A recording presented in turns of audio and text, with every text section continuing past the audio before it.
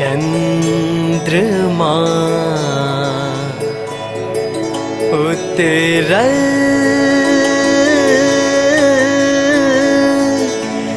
गगन सा,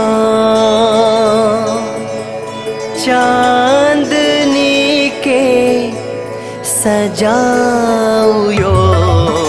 चंद्रमा उतरल गगन सा, चांदनी के सजाऊ यो। चंद्रमा उतरल गगन सा, चांदनी के सजाऊ यो। चंद्रमा उतरल गगन सा।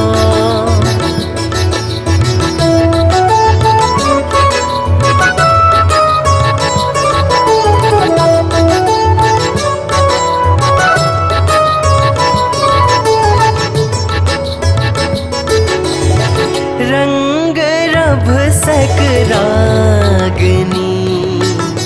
मिलन किर मधुयामनी। रंग रभ सकरागनी, मिलन किर मधुयामनी।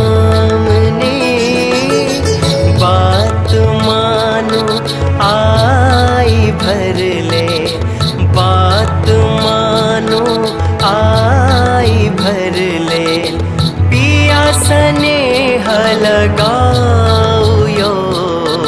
चंद्रमा उतरल गगन सा, चांदनी के सजाओ यो।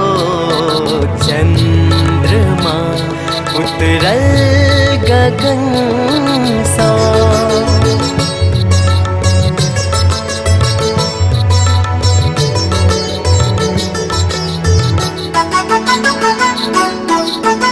किरण के रसधार में, स्वप्न के संसार में। किरण के रसधार में, स्वप्न के संसार में। ज्योति बरसे आई रिमझिम, ज्योति बरसे आई रिमझिम। चाहू त दूधे नहाओ यो। चंद्रमा उतरल गगन सा, चांदनी के सजाओ यो।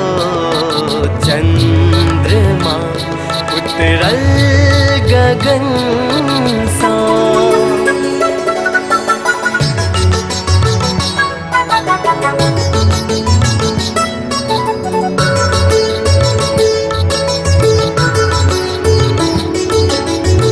केहन अपरूप रूपई, अछि श्रृंगार अनूपई।